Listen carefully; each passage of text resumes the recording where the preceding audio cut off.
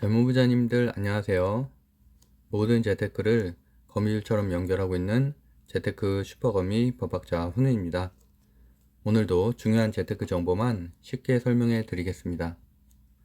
제가 이번 주 월요일부터 9월 12일 일요일까지 제주도 휴가 기간이다 보니까 방송도 좀 짧게 하고 있고, 아무래도 자료 준비하는 시간이 좀 부족해서 뭐 한 7시 정도 일어나서 1시간 반 정도 자료 공부를 하고 그다음에 30분 정도 이렇게 방송을 하고 있거든요. 그러다 보니까 이제 9시 다 돼가서 이제 방송이 올라가는 경우가 있어서 좀 이렇게 아쉽다는 분들도 있는데, 어쨌든 제가 8월 중순부터는 다 스윙 종목으로 설명을 드리고 있기 때문에 단기 급등보다는 오히려 이렇게 조정 때 눌려주면은, 이렇게 관심 종목에 넣어놨다가 그런 종목들을 눌려줄 때 좀 매수를 해두면 그날이나 그 다음날 이렇게 슈팅이 있어서 그때 매도를 해도 충분히 수익을 할 수 있는 종목들이고요. 그래서 제가 이제 월요일부터 홍준표 관련된 주를 상당히 강조해서 말씀드렸었고, 특히 수요일, 목요일에는 홍준표 관련된 주 3개 정도만 말씀드렸었죠. 그래서 이제 그런 주식들이 거의 평균적으로 30% 이상 상승을 했고요. 많게는 4거래일 동안 거의 60% 정도 상승한 종목도 있었어요. 그러니까 물론 네이버와 카카오가 폭락함에 따라서 대형주들은 지수 하락 장세에 들어섰고, 현재는 코스피도 20선이 깨진 상태인데, 그러다 보니까 대형주를 보유하고 계신 분들은 손실률이 상당히 컸을 것 같고요. 그럼에도 불구하고 이렇게 그 와중에서도 상한가를 여러 개나 가는 소형주들, 특히나 테마주들도 있었다. 그래서 그런 부분에 대한 공부도 적절하게 하면 내가 이렇게 하락장에서도 어느 정도는 수익을 조금 해치 차원에서 낼 수가 있다라고 말씀드리고 싶고요. 오늘은 그래서 카카오, 네이버에 대한 뭐 추매 또는 신규 매수에 대한 제 관점, 그리고 저평가 우량주도 같이 한번 설명드리도록 하겠습니다. 그래서 어쨌든 이번 주 제가 이제 방송을 좀 간단하게 했는데, 좀 그런 부분은 좀 양해해 주셨으면 좋겠습니다. 네, 어저께 찍었던 건데 서울은 지금 비가 온다고 들었어요. 근데 제주도는 날씨가 상당히 좋아서 어쨌든 우리도 증시가 다음 주부터는 좀 더 맑은 증시가 됐으면 좋겠네요. 그래서 오늘은 2021년 9월 10일 금요일이고요. 현재 시간은 오전 3시 51분입니다. 그래서 오늘도 주요 지표 뉴스 굉장히 중요하다고 말씀드리고 있죠. 뉴스의 흐름을 알고 해석을 하는 게 상당히 중요하다. 그리고 증시 분석도 되게 중요하다고 말씀드리고, 제가 상승률 1위부터 30위까지 매일 정리를 해드리고 있으니까 그런 주식들을 통해서 어떤 흐름으로 주식시장이 흘러가고 있는지를 알아야지만 내가 급등하는 주식, 상승률이 큰 주식들을 선택할 수가 있거든요. 꼭 그런 부분들을 방송을 꼼꼼하게 들으셔서 수익을 내실 수 있으면 좋겠습니다. 제가 이번 주 9월 6일부터 지금 수익이 낸 건데, 이렇게 두 가지 계좌를 운영을 하고 있고요. 저는 이제 휴가 중이기 때문에 사실은 실시간 매도는 어렵고, 보통 뭐 장초 한 9시 반에서 10시 사이에 매수를 하고, 그 다음에 사실은 뭐 한 7%에서 8% 정도 매도를 걸어 놓고서 그냥 여행을 다녔거든요. 그렇게 해서 이제 대부분 다 그렇게 수익 실현이 됐는데, 여기서도 보면은 한국성재나 MH 에탄올 같은 경우는 제가 계속 강조를 했었던 홍준표 관련된 주죠. 테마주라고 볼 수가 있겠고, 그다음에 원익 PN이나 여기 있는 후성가 같은 경우는 저평가 우량주라고도 할 수가 있겠죠. 그래서 후성가 같은 경우도 반도체 2차 전지 관련된 주고, 그리고 이제 원익 PN이 같은 경우는 전기차 충전주로 제가 지난주부터 좀 추천을 드렸던 종목인데, 오늘이 금요일에도 원익 PN이나 후성가 같은 경우는 급등할 가능성이 있거든요. 왜냐하면 이틀, 3일 정도 조정을 또 겪었기 때문에 제가 좀 이따 차트를 통해서도 설명을 드리도록 할게요. 그래서 이제 그런 것들은 그러니까 그 급등하는 종목에 이렇게 상승에 불타기를 하기보다는 어느 정도 눌러졌을 때, 이렇게 조정이 올 때 겁먹지 말고 어느 정도 매수를 해두면, 분할 매수를 해두면은 이런 종목들은 반드시 슈팅이 있을 가능성이 높기 때문에, 물론 이런 개인의 선택은 개인의 그런 리스크나 이런 것들은 개인이 감내해야 할 부분이지만, 제가 그래서 같이 공부하는 이유는 이런 것들을 패턴화 된 것들을 여러 번 공부하다 보면은 결국에는 내가 투자에 확신을 가질 수 있는 시간이 올 거다라고 생각해서 우리가 같이 공부를 하고 있죠.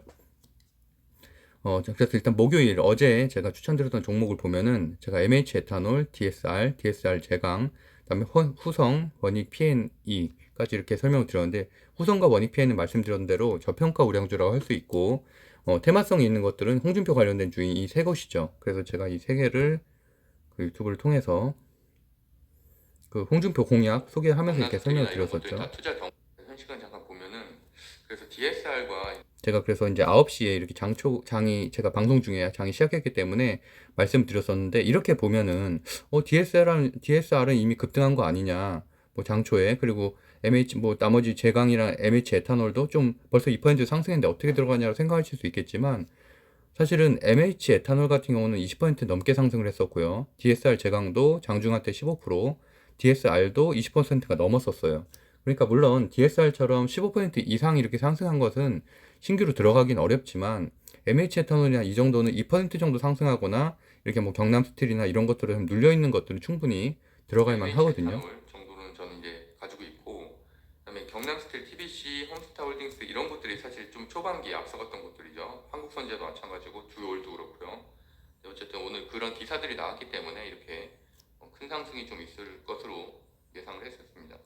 그래서 어제도 제가 이제 뭐 DH 에탄올 얘기를 했었고, 그러니까 결국에는 상단에 있는 지금 DSR, DSR 제강, MH 에탄올을 좀 중심으로 내일과 이렇게 말씀드렸던 이유는 경남 스틸이나 TBC, 뭐 한국선제, 뭐 3기 이런 것들은 사실 초창기에 그 홍준표주로 분류가 돼서 지난 한 달 전부터 상승을 했던 것이기 때문에 현재 이미 또 투자 경고 종목으로 지정이 되기도 했고, 이미 100% 이상 상승한 곳이 많거든요.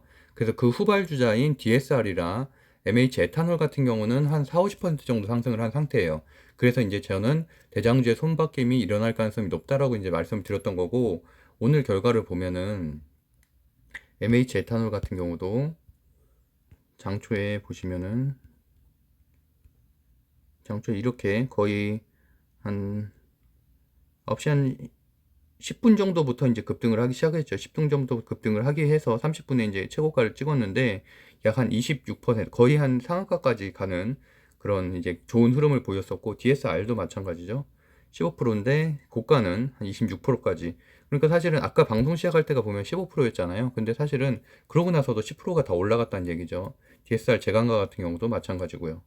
근데 이거 말고도 오늘 한 DSR 제강도 거의 한 17%까지 상승을 했으니까 상당히 늦게 들어가서 충분히 수익을 냈을 만 했고, 후손과 같은 경우는 보시는 것처럼 일봉으로 보면은 이렇게 저는 횡보 조정하는 걸 가장 좋은 주식이라고 보거든요. 특히나 이런 것들은 눌리지도 않고 어느 정도는 상승하면서 저점을 높여가는 구조기 때문에 이런 것들은 내일 슈팅이 있을 가능성이 높은데, 시외가를 보면 이렇게 1.3% 상승이고, 원익 P&E 같은 경우도 오늘도 상승을 했는데 이렇게 상승을 하면서도 어느 정도는 좀 조정을 받았죠. 그리고 또 오늘 6% 상승했지만 마찬가지로 또 내일도 4% 이렇게 시혜가가 형성이 되어 있습니다.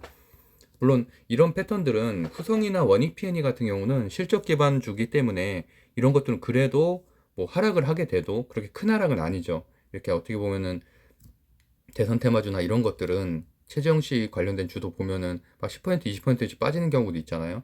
근데 이제 그런 거에 비해서 성향에 따라서 뭐 이런 실적 우량주 같은 경우는 어느 정도 하락을 할 수는 물론 있죠. 어떤 주식이든지 하락은 할 수 있겠지만 이런 것들은 조금 더 그래도 수익률을 덜 가져가더라도 좀 안정적으로 보유할 수 있다는 장점도 있기 때문에 그런 식으로 좀 종목을 선택해서 공부를 하시면 좋을 것 같고요.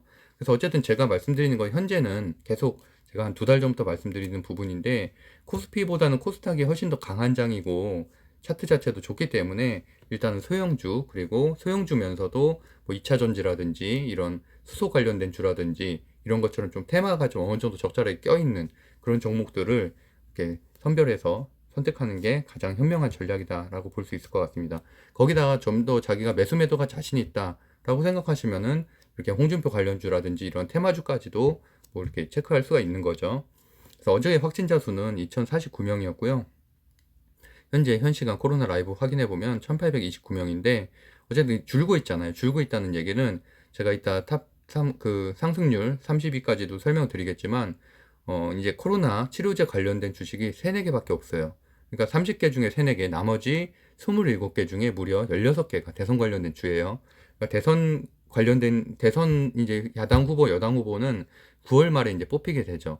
그러니까 어떻게 보면 거의 지금 현재 시즌이 피크거든요. 피크고, 물론 그만큼 리스크가 있죠. 만약에 1, 2위 후보를 앞다투고 있다면 2위가 되는 후보 관련된 주들은 폭락을 하게 되겠죠. 이제 9월 중순부터. 그래서 그런 거에 대한 뭐 리스크에 대한 충분한 뭐 대비가 돼 있는 분들은 충분히 뭐 접근할 수도 있겠고, 그런 걸 나는 리스크가 너무 싫다라고 하는 분들은 당연히 저평가 우량주 중심으로 매수를 하시면 될 것 같고요. 어쨌든 충분히 이렇게 하락 장임에도 불구하고 수익을 낼 수 있는 방법은 있고, 그렇기 때문에 우리가 공부해야 된다 라고 생각하시면 될 것 같습니다.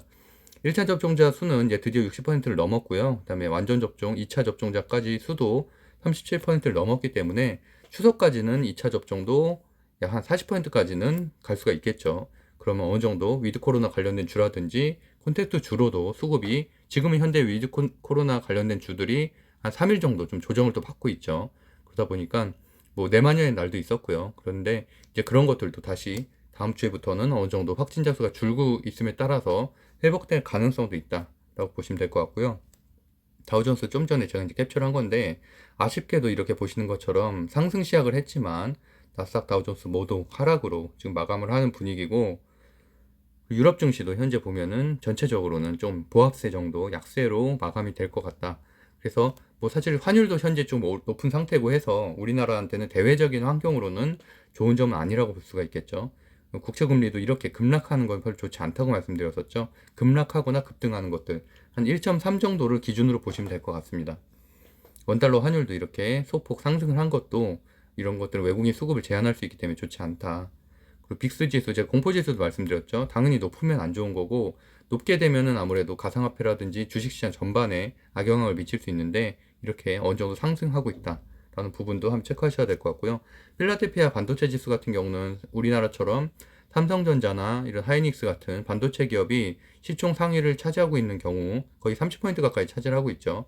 이런 경우에는 이 필라델피아 반도체 지수도 매일 체크를 해야 되는데 이렇게 상승한 거는 좋은데 문제는 코스피 대형주가 지금 차트가 20선 아래로 깨졌다는 부분이죠. 그래서 오늘 같은 경우 특히나 이제 기관도 많이 팔았어요. 기관도 거의 9천억 가까이 팔았고 외국인도 3천억이나 매도를 함에 따라서 이렇게 21선을 이탈해서 하락한 상태고 반면에 코스닥은 그나마 21선을 지지해서 이제 올라갔다.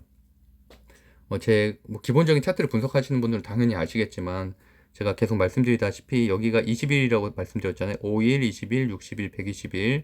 그래서 지금 이 보라색 선이 20일이죠. 근데 20일을 터치를 하고 지금 이렇게 다시 올라간 상태잖아요. 그렇기 때문에 코스닥이 현재는 훨씬 더 강한 상태다라고 볼 수가 있겠고, 그래서 제가 소형주, 거기다가 이제 추가적으로 테마주들도 다 코스닥에 포진이 돼 있잖아요.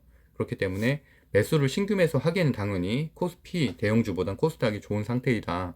그래서 과대 낙폭했다고 코스피 대형주만을 선호하기보다는 코스닥에 뭐 테마주 같은 걸 싫어하시는 분들이라면 코스피에 있는 코스닥에 있는 뭐 2차 전지라든지 반도체라든지 이런 것들을 매수하는 것도 하나의 전략이 될 수 있겠죠.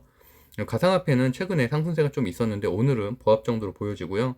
비트코인도 보면은 한 이틀 정도는 지금 하락을 하는, 그렇기 때문에 뭐 하나 투자증권이나 우리기술투자나 DSC 인베스트먼트나 이런 가상화폐 관련된 주들도 지금 이틀째 조정을 겪고 있습니다. 그래서 오늘의 주요 뉴스 간단하게 보면은 일단 어제인 목요일이 선물 옵션 동시 만기일이었죠. 그래서 이제 그런 것 때문에 대형주들이 더 크게 하락한 부분도 있는데 기본적으로는 뭐 델타 변이 바이러스라든지 그리고 경기 상승에 대한 둔화 가능성 이건 것도 있겠지만 아무래도 동시 옵션 만기일이라는 거는 외국에서 포트폴리오를 구성한 것들, 우리나라 기관이 포트폴리오 구성한 것들에 대한 매도세가 이루어질 수 있는데 대부분 소형주를 포트폴리오에 넣진 않거든요. 당연히 퀀트 전략을 할 때는 대형주 위주로 그 포트폴리오를 구성하기 때문에 대형주 기반으로 하락을 할 수밖에 없고, 거기다 오늘은 또 지수 장세가 이루어졌죠. 그래서 하락 지수가 이어졌기 때문에 시총 1위부터 20위까지 대부분 다 하락하는 그런 흐름을 보였었습니다. 그래서 물론 선물 옵션 동시 만기일이라고 해서 항상 하락을 하는 건 아니죠. 잘 버틸 때도 있었고 오히려 상승할 때도 있었지만 대체적으로는 이렇게 시장 환경이 안 좋을 때는 동시 옵션 만기일일 때는 더 하락할 가능성도 있다 정도로 이해하시면 될 것 같고요. 그래서 미국 시장도 좋지 않았다. 그리고 골드만삭스는 이제 델타 변이 확정과 재정 부양책 약화로 이제 뭐 국내 총생산 성장률을 낮췄다. 이런 것들은 다 악재가 될 수가 있겠죠. 근데 보시는 것처럼 재정 부양책 약화라고 써놨잖아요. 근데 반대로 만약에 바이든 대통령이 이벤트로서 재정 부양책을 좀 더 강화하는 그런 정책들을 발표를 하거나 이런 것들이 의회를 통과하게 된다면 당연히 추가적인 또 급등이 일어날 수도 있겠죠. 그래서 그런 부분에 대해서도 외신 기사들을 제가 매일 체크해 드릴 거고요. 그 다음에 이제 네이버와 카카오가 제일 문제인데 뭐 다들 아시겠지만 현재 어쨌든 정치권에 대한 이슈, 플랫폼 사업자들을 어느 정도 규제해야 된다는 정치권 이슈와 함께 더불어서 이제 금융 금융 쪽이 사실 문제가 더 크게 됐었던 거죠. 근데 어제도 제가 방송에서 말씀드렸던 것처럼 페이스북이라든지 이런 빅테크 기업들도 바이든 대통령이 작년 11월 달 대선 공약에서부터 계속 규제를 하겠다고 했어요. 그래서 내년부터 본격적으로 이 세금 확대 같은 게 좀 이루어지죠. 그리고 뭐 그래서 그렇기 때문에 기본적으로 팡주들이 작년에는 좀 빠졌지만 올해는 다시 신고가를 다 달성을 했잖아요. 페이스북, 애플, 구글, 아마존 다 신고가를 달성했거든요. 그만큼 사실은 뭐 이런 것들은 단기 조정에 그칠 가능성이 높고 그렇지만 뭐 외국인 투심에 대한 약화라든지 차트가 이렇게 깨져서 어느 정도 횡보를 지속할 거에 대한 부분은 뭐 어느 정도 감수를 해야겠지만 그래도 이게 뭐 실적 약화가 됐다던가 이런 부분은 아니기 때문에 그래도 조금은 삼성전자나 하이닉스, 뭐 LG화학 이런 것들과는 좀 사례가 조금은 다를 수 있다라는 게 일단 제 생각이고요. 보시는 것처럼 일단 네이버 파이낸셜 같은 경우는 증권 및 보험 상품의 중개 행위에 대한 뭐 규제 영향권 밖에 있다는 판단들이 좀 더 높더라고요. 그러다 보니까 카카오 같은 경우에 더 많이 하락을 했고 이틀간 한 17% 정도 하락을 했죠. 네이버 같은 경우는 이틀간 한 10% 정도 하락을 했는데 그래서 뭐 네이버가 조금 더 회복 속도에서는 빠를 것이다. 왜냐하면 금융 쪽에 대한 이런 수익률이 낮기 때문에 네이버는 반면 카카오페이나 이제 카카오 같은 경우는 기업 가치 중에 이제 금융력 비중이 거의 한 25% 가까이 달하기 때문에 좀 더 그 손해를 그러니까 좀 더 그 조정이 좀 더 깊어질 수 있다. 하지만 뭐 사실 인터넷주로 같이 묶이는 건 똑같기 때문에 일반적으로 뭐 네이버가 오르면 카카오도 같이 오르고 카카오가 떨어지면 네이버도 같이 떨어지는 흐름으로 좀 움직여 왔잖아요. 그렇기 때문에 사실은 네이버만 뭐 특출나게 급등을 할 가능성은 상당히 부족하다라고 일단은 저는 개인적으로 그렇게 생각을 하고 있고 일단 또 제가 좀 말씀드리고 싶은 거는 일단 여기 제가 이제 정리를 해놨어요. 과대낙폭 대형주라고 제가 정리를 해놨는데 올해 또 최근에 다 이렇게 급락을 했었던 곳들이죠. 삼성전자, SK하이닉스, LG화학, SK이노베이션, LG전자, 카카오 네이버까지 정리를 해놨는데 제가 무슨 말씀을 드리고 싶냐면 제가 그 매번 이런 일들이 있을 때마다 조언을 제가 어떻게 보면 제 관점을 좀 말씀드렸었거든요. 그러니까 어떻게 보면 신규 매수나 왜냐면 이게 되게 우량한 주식들인데 이게 갑자기 급락을 10%씩 급락을 했기 때문에 당연히 사고 싶은 마음이 있죠. 저도 뭐 마찬가지로 신용을 내서라도 사고 싶은 마음이 있는데 문제는 뭐냐면 지금은 작년과 같은 상승장이 아니라는 거죠. 조정장 내지는 하락장이기 때문에 사실은 이런 과대낙폭주에 잘못 들어갔다가는 6개월, 1년을 물릴 수도 있어요. 그러니까 전고점은 고사하고 전저점까지만 회복하는데도 3개월 이상이 걸릴 수도 있거든요. 제가 삼성전자를 그렇게 말씀드렸었죠. 삼성전자 같은 경우도 전저점 회복하는데 아직 전혀 회복이 되지 않았어요. 겨우 3% 올라갔는데 이거마저도 거의 한 달이라는 시간이 걸렸어요. 이거 올라가는데 3, 4% 올라가는데 그러고서도 오늘 같은 것도 또 빠졌고요. SK 하이닉스도 마찬가지죠. 이렇게 과대낙폭한 이후에 겨우 4% 올라가는데 한 달 가까이 걸렸고요. LG화학도 그렇고 LG화학도 최근에도 더 빠졌었죠. 최근에 이렇게 뭐 8월 말에도 빠졌었고 그러니까 아직 회복을 못하고 있다는 거죠. 이 과대낙폭 이후로 8월 23일 11% 하락한 이후로 20선 이탈한 이후로는 쭉 빠지고 있다는 모양이고요. 뭐 LG전자, SK도 LG전자 같은 경우 그나마 이번에 최근에 이슈가 있었음에도 불구하고 상승분을 다시 다 반납을 했죠. 그만큼 단기 재료로 이슈로 급등할 수는 있겠지만 급등을 해도 팬더멘털이 버티질 못하는 거예요. 왜냐하면 현재 이런 것들에 대한 뭐 실적 기반에 대한 실적 기반으로 우상향하는 게 아니었기 때문에 근데 뭐 LG전자 같은 경우는 저도 계속 말씀드렸다시피 4분기 때부터는 전장기업으로서 마그나와의 그런 흑자 전환이 이루어지기 때문에 그때부터는 어느 정도 상승할 것이라 보지만 그때까지 횡보가 4분기라고 해도 그때까지 벌써 3개월이나 남았어요. 그러니까 3개월이나 돼야 지나야지 어느 정도 회복이 시작될 것이다라고 보고 있고 그래서 제가 드리고 싶은 말씀은 우리가 이제 주식 격언에 떨어지는 칼날을 잡지 마라라고 있죠. 그래서 작년 같은 상승장이면 사실은 많이 떨어져도 과대낙폭으로 10%씩 빠지면은 아 이거 세일이다라고 생각해서 사겠지만 지금은 그렇지 않다는 거예요. 특히나 이렇게 지수가 떨어지고 있고 차트가 무너지고 있는 장에서는 추매도 하면 안 되는 자리라고 저는 생각을 하고 있고요. 제가 그래서 또 이 말씀을 드린 적이 있죠. 지난 한 달 반 전쯤에 삼성전자와 이제 하이닉스를 사면 안 된다고 말씀드리면서 내가 만약 이제 고액 자산가라면 한 10억이 있어요. 근데 3개월 동안에 만약에 10%가 오른다는 확실한 10%가 있다면 그러면은 할 수 있죠. 왜냐면 10억에 10%는 1억이니까. 근데 이제 제 방송을 많이 듣는 분들은 말씀드린 대로 20대, 30대가 많다고 말씀드렸잖아요. 그러다 보니까 투자금이 뭐 적게는 100만 원, 많게는 500만 원 내외. 그러면은 500만 원을 3개월 동안 투자해서 10% 수익은 냈어요. 그럼 50만 원이죠. 근데 저는 우리가 주식 투자를 하는 이유가 3개월 동안 50만 원 얻으려고 한다고 생각하진 않거든요. 그래서 저는 사실은 뭐 제가 지금 뭐 말씀드리는 여러 주식들, 여러 종목들도 보면은 하루에 뭐 5%씩 내는, 안정적으로 낼 수 있는 종목들도 상당히 많잖아요. 조금만 자기가 공부를 한다면.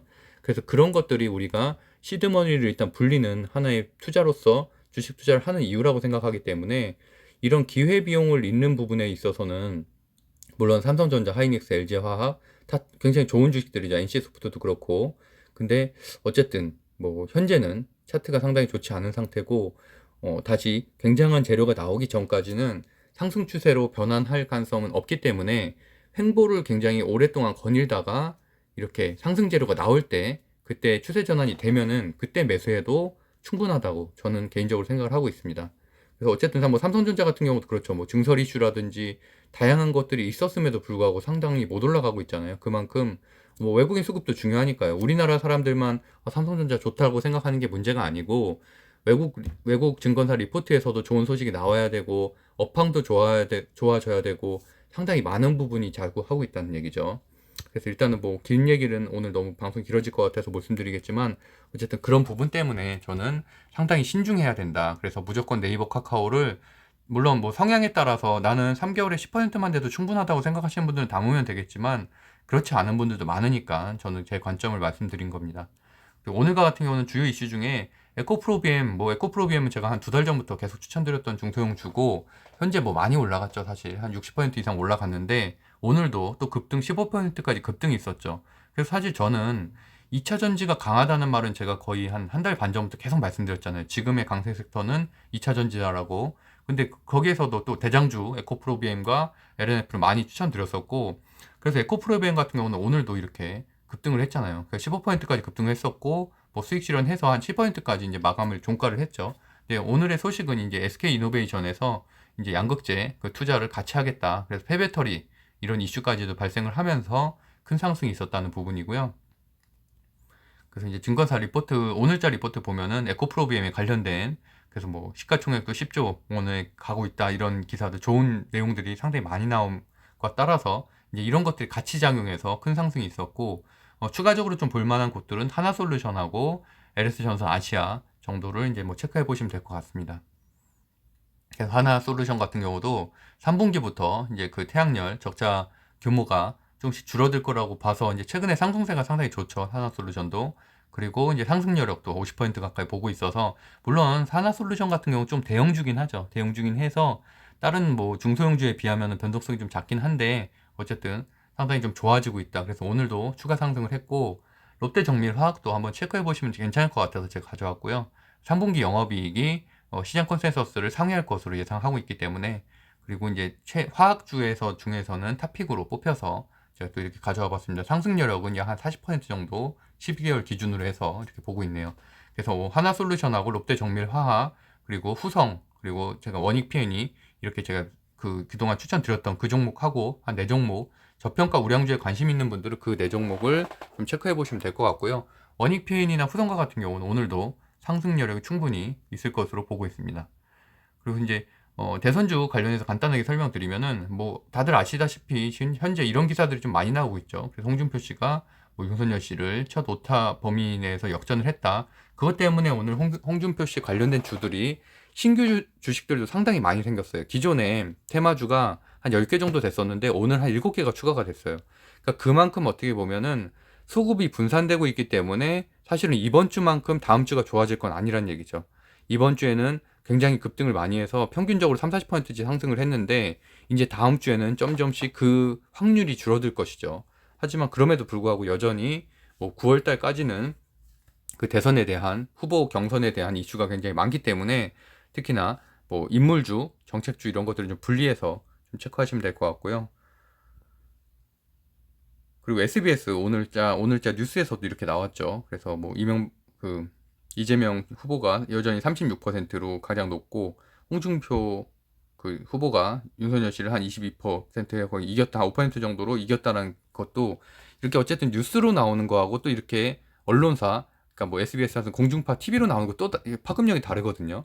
그래서 이런 것들은 또 내일까지도 금요일까지도 이어지게 되겠죠. 그리고 뭐 이런 것들도 있는데 뭐 이런 것들은 뭐 큰 이슈는 아니지만 어쨌든 뭐 최소한 키워드 정도는 체크를 해야 된다고 생각해서 제가 가져와 봤고요. 오늘의 탑 30 종목을 좀 보면은 일단 상승률이 좋았던 거 제가 이제 빨간색으로 항상 체크를 해드리잖아요. 중요한 것들은 보시면은 1위부터 10위까지 중에서 무려 4개나 홍준표 씨 관련된 주예요. 대여는 상한가, 팜스빌드 상한가, 원풍은 21%, DSR도 홍준표 주로 15%. DSR 같은 경우는 제가 이제 어저께 추천드렸던 종목이고, 그리고 뒷부분에서 봐서도 뭐 태양금속 또 15%, 그리고 또 뭐 이스타코 같은 경우는 이재명 씨 관련된 주로 12%. 그만큼 대선주가 강하다는 얘기고요. 여기에서도 보면 카스 같은 경우는 오랜만에 이재명 씨 관련된 주로 상한가를 갔죠. 그래서 이제 이런 것들 중에서도 제가 좀 체크할 만한 것들을 말씀드릴 거고요. 예를 들어서 NK물산이나 이런 것들은 최대 주주 변경이라고 되어 있죠. 물론 개별 호재긴 한데 이렇게 최대 주주가 변경이 되는 게 호재다라는 정도로 기억하시면 좋을 것 같고요. 그 다음에 뭐 업종별로 보면은 자동차 부품이나 가스나 뭐 이런 것들에 대해서도 좀 상승률이 있었고, 보시면 제가 항상 파란색을, 제약바이오는 파란색으로 체크해드리잖아요. 그러니까 하나도 없죠. 지금 1위부터 20위까지 중에서 2개밖에 없죠. 그나마 2개도 금호 HT 같은 경우도 신약 개발하는 자회사를 합병하는, 그러니까 회사를 합병하는 부분 때문에 사실 상승한 거기 때문에 어떻게 보면 직접적인 연관은 좀 부족하다고 볼 수가 있겠고, GL 팜텍 정도만 경구용 코로나 치료제 그 개발 관련해서 이제 상승을 한 거기 때문에 그만큼 바이오주가 이제 점차 약세로 돌아가고 있다라고 보시면 될 것 같고요. 그다음에 21위부터 30위까지 봐도 홍준표 씨 관련된 주가 무려 여기도 5개나 들어가 있죠. 그 중에서 조금 체크할 만한 것 중에 하나는 이렇게 아이스크림 에듀처럼 어떤 후보든지 간에 지금 청년 일자리 정책을 상당히 많이 얘기를 하고 있잖아요. 근데 아이스크림 에듀 같은 경우는 제가 예전에 이제 일자리 정책, 뭐 김영이라든지 사람인 HB라든지 HR이라든지 하여튼 이런 것들과 함께 좀 같이 정리해드렸던데, 이렇게 정책 쪽도 분류를 해야 된다는 거예요. 그러니까 인물주인지 또는 그 대선주인데 정책주인지를 좀 체크해가면서, 그래서 이렇게 정책주가 있는 게 좀 더 오래 가게 되죠. 그런 관련된 정책이 나올 때마다 이제 상승을 하니까요. 그리고 디스플레이텍도 제가 원익PN이랑 함께 설명드렸었던 전기차 충전주고 상승률이 상당히 좋았죠. 그래서 정리를 해보면 탑 30 중에서 무려 10개나 홍준표 씨 관련된 주였다. 이번 주 내내 진짜 주인공이라고 할 수 있을 정도로 너무 테마주가 강했죠. 강했고, 이재명 씨 관련된 주는 한 5개 정도 됐다. 다만 조심해야 될 거는 이렇게 대장주들 중에서 투자 경고로 지정이 되거나 단일가 거래로 지정되는 것들이 있거든요. 공시에 보면 들어와 있는데 이제 그런 것들은 좀 이제 조금씩 조심은 해야 됩니다. 지금 현재 뭐 경남스틸이라든지 이런 것들도 지금 현재 투자 경고로 지정이 돼 있고, 단일가 거래로 만약에 전환이 된다면 아무래도 악재로서 인식되는 경향이 좀 있거든요. 왜냐하면 그 개인 투자자들을 어떻게 보면 좀 꼬드리기가 어려운 구조죠. 단일가 거래는. 그래서 이제 그런 것들 때는 좀 하락할 가능성도 있기 때문에 그런 건 좀 주의가 필요하고요. 그다음에 나머지 카스하고 뭐 함스빌 정도까지 체크하고 넘어가겠습니다. 거래량 상위 보면은 여기도 보면은 홈센터 홀딩스, 제가 지난주 한 목요일 정도 추천드렸던 종목이죠. 그 이후에 한 40% 정도 상승을 했고요. 그다음에 휘닉스 소재도 한번 설명드렸던 종목이고, 그다음에 신규 종목으로 대현, 그다음에 뭐 부산주공 정도도 이렇게 많이 올라왔다. 거래량보다 더 중요한 건 거래 금액이죠. 거래 금액 상위인데, 여기서 보시는 것처럼 제가 이제 아까 뭐 카카오와 네이버에 대한 제 간단한 견해를 말씀드렸지만, 거래량이 있는 하락이잖아요. 거래량, 그것도 심지어 거래 금액 상위 최대예요. 최대로 7%가 하락한 거예요. 거래 금액이 가장 많이 실려 있는. 그렇기 때문에 한동안 회복하기가 더 어려울 것이라고 보는 거고, 네이버도 마찬가지죠. 네이버도 거래 금액 상위로 3위, 그러니까 3위로 어쨌든 2.56% 하락을 했기 때문에, 반대로 에코 프로비엔 같은 경우는 거래량이 실린 상승이죠. 이런 것들은 더 강력하게 갈 수도 있다는 얘기고, 카카오뱅크도 마찬가지로 보합이긴 하지만 어쨌든 거래량이 실린 보합이고요. 그 아랫단에서 보면은 한국선제, SKC, 디스플레이텍. 그래서 이제 한국선제 같은 경우는 그만큼 뭐 제가 한국선제는 지난주 금요일인가요? 그때 이제 추천드렸던 종목인데 뭐 더 갈 수 있다는 거죠. 지금 투자 경고 종목도 아니고 홍준표 씨 관련된 주인데 이렇게 거래량까지 실렸기 때문에 내일 추가적인 상승할 가능성이 있고, 앞으로도 좀 더 체크를 해봐야 되는 종목이고, 뭐 SKC 같은 경우도 2차전지 소재 관련된 주로 거래량이 있는 4.76% 상승, 디스플레이텍도 거래량이 있는 한 10% 가까이 상승한 전기차 충전 주로서 이렇게 체크를 해보시면 될 것 같습니다. 그래서 오늘자 한번 잠깐 보면은 배터리 소재 어느 쪽 다 강했죠. 에코프로비엠에 호재가 있었기 때문에 LMF라든지 이런 데까지도 좋은 영향을 미쳤었고, E&D나 제가 말씀드리고 있는 후성 같은 경우도, 후성도 이런 차트가 되게 상당히 좋다고 말씀드렸죠. 이렇게 횡보하고서 이제 급등하는 패턴, 거래량도 상당히 좋고 기관 매수세도 상당히 좋고요. 보시는 것처럼 투자자에 보면은 기관 매수세가 끊임없이 들어오고 있죠. 후성도 제가 저평가주로 여러 번 설명드렸던 종목이고, 그래서 이제 제가 내일 좀 체크해 볼 종목은 MH 에탄올 같은 경우는 저도 어제도 이제 거의 한 200만 원 정도 MH 에탄올로 지금 이 거래일 동안 거의 한 250만 원 정도 수익을 냈는데, 종가에 다시 매수를 했어요. MH 에탄올을 매수를 해서, 물론 오늘 큰 하락이 있었죠. 큰 하락이 있어서 보시는 것처럼 이렇게 막 급락을 했는데, 어쨌든 저는 추가 매수를 해서 현재 한 마이너스 4% 정도긴 한데, 그래도 시외가가 지금 현재 7%예요. 시가가 7%죠. 물론 이 7%는 허수일 수도 있지만 장초에 그래서 보고 대응해야겠지만, 그래서 어쨌든 내일 급등은 할 수 있다는 거고요. 그다음에 한국선제도 아까 좀 전에 설명드린 거래량이 있는 상승을 했기 때문에 추가 상승할 것 같고, TBC도 마찬가지고요.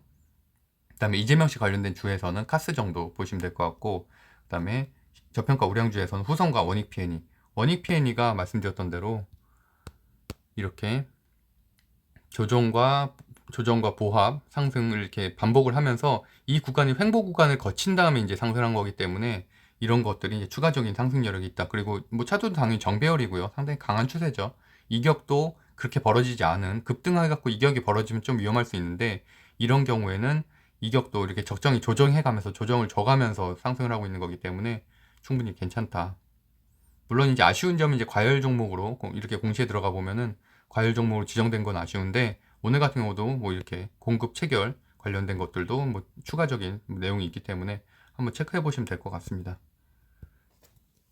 네, 오랜만에 제가 한 30분 가까이 방송을 했는데, 어쨌든 현 시간 미국 증시, 유럽 증시는 보합, 그리고 또 환율이 상승하고 있다는 대외적인 환경은 좋지 않다는 부분, 그 다음에 금요일 같은 경우는 통상적으로 장이 좀 약한 편이죠.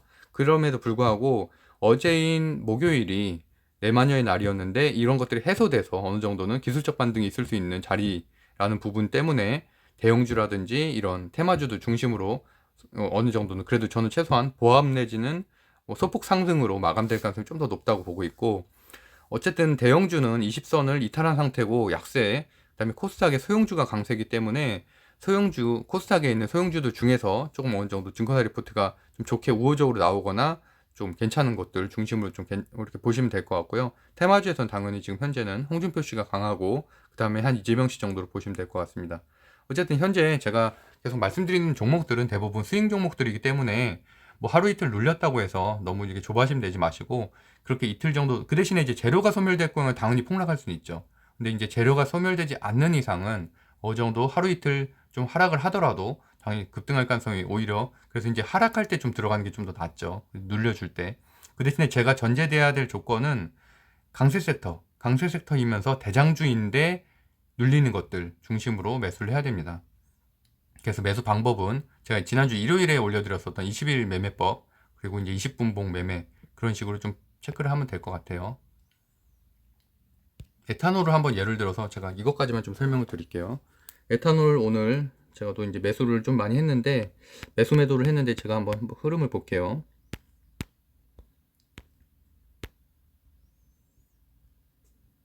(20봉) 매매에 대해서 간단하게 설명드릴게요. 이동평균선에는 보면은 1 이동평균선에서는 5일 이동평균선, 20일 이동평균선 이런 식으로 있는데, 여기서도 보면은 1분으로 되어 있죠. 1분. 그러니까 물론 1분으로 보는 분들도 있고 5분으로 보는 분들도 있는데, 저 같은 경우는 이런 것들은 급등주잖아요. 테마주면서 급등주인 경우에는 1분 틱으로 이제 설정을, 저는 1분으로 설정을, 1분 봉으로 설정을 해놓고 20분 봉으로 이제 매매를 하는데, 20분 봉은 뭐냐면 여기는 이제 5라고 써 있고, 여기 지금 체크가 안 돼 있네요. 어쨌든 이 분홍색이 21이거든요. 이 분홍색. 그래서 장초에 이렇게 여기서는 내가 만약에 매수를 할 수 있겠죠. 이런 데서 매수를 올라가는 거 보고서. 그럼 만약에 매수를 했다면은 언제 팔아야 되냐고 한다면은 이때죠. 여기에서 이제 벗어날 때. 여기에서 지금 벗어났잖아요. 그럼 여기서 매도를 하는 거죠. 물론 이렇게 해서 추가 상승하는 경우도 있겠지만 저는 그런 것까지 생각하지 않는다는 얘기예요. 그래서 오히려 그런 것들 기다리다가 이렇게 더 떨어지는 경우가 있기 때문에, 그래서 물론 이거는 그래도 어느 정도는 20선을 이탈한 이후에도 조금 이렇게 뭐 거의 근처에서 좀 움직이는 흐름을 보였기 때문에 사실은 조금 유혹당할 수 있는 패턴이었어요. 그리고 반대로 이렇게 또 한편에서 보면은 여기서 보면 20선을 넘어섰잖아요. 이런 부분에 사실은 꼬여들기가 좀 쉬운 패턴들이거든요. 근데 그럼에도 불구하고 여기 뒷부분에 보면 이렇게 폭락을 하게 되죠. 폭락을. 그래서 이런 데서는 사실은 과감하게 좀 손절을 했어야 되는 구간이고, 여기서도 보면 버터 시그널이 좀 오잖아요. 21선을 이탈하는 시그널. 그러다가 이제 이렇게 폭락을 하게 되는 거죠. 물론 그 이후에 상승을 했었지만 다시 한번 이렇게 빠지는 흐름을 연출되기 때문에, 어쨌든 저 같은 경우는 급등주는 1분 틱으로 설정을 하고 20선을 기준으로 20선을 이탈하면 무조건 매도를 한다. 여기서도 한번 매도가 나왔었죠. 그리고 또 여기서도 큰 매도가 한번 나왔었고. 그러니까 이런 것들은 사실은 장중에 상당히 대응을 할 수 있는 분들만 하는 거고, 일반적으로는 사실 이렇게까지 대응하기 어렵죠. 그래서 그거 말고 이제 다른 거 하나 더 볼게요. 오늘 한국선제 한번 볼게요.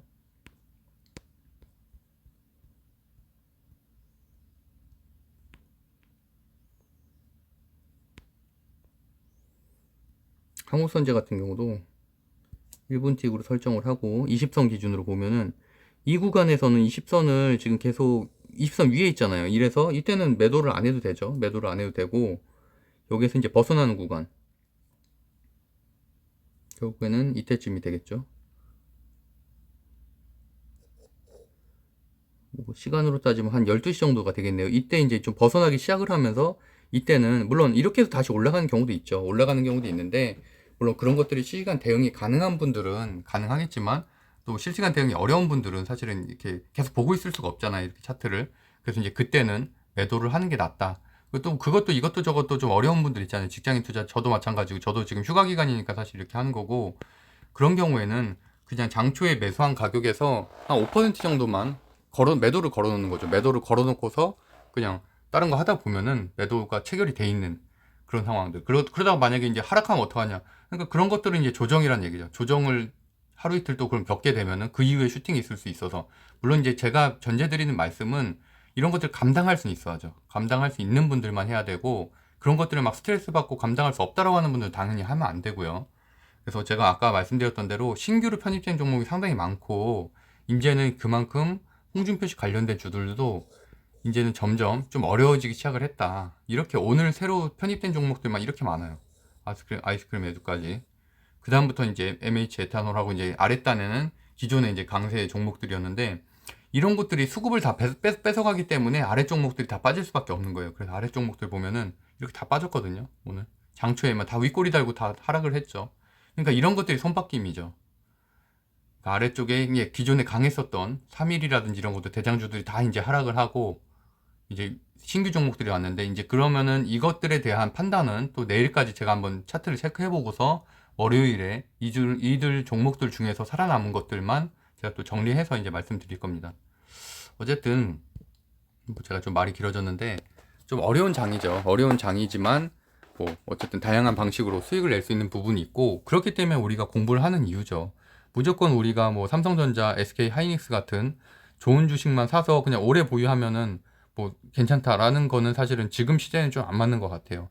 뭐 예상치 못한 변수들도 상당히 많고, 뭐 반도체 슈퍼사이클에 대한 얘기도 작년에 그렇게 레포트 많이 나왔는데 올해는 또 아니라잖아요. 그러니까 전문가 예측도 틀리는 경우도 많고 하기 때문에, 어쨌든 우리는 계속 공부를 해서 좀 더 내가 수익을 낼 수 있는 방법들을 찾는 게 더 중요하다고 생각하고 있습니다. 네, 어쨌든 저도 하여튼 여행을 갔다 오고 나서는 다시 이제 정상 생활로 돌아와서 다시 공부를 해서 좋은 주식들, 저평가 우량주들 많이 설명해 드릴 수 있도록 노력하겠습니다. 네, 그러면은 오늘도 행복한 하루 보내시고요. 제가 운영하고 있는 네이버 카페 젊은 부자들 관심 있는 분들은 네이버 검색하셔서 들어오시면 될 것 같습니다. 오늘도 행복한 하루 보내세요. 감사합니다.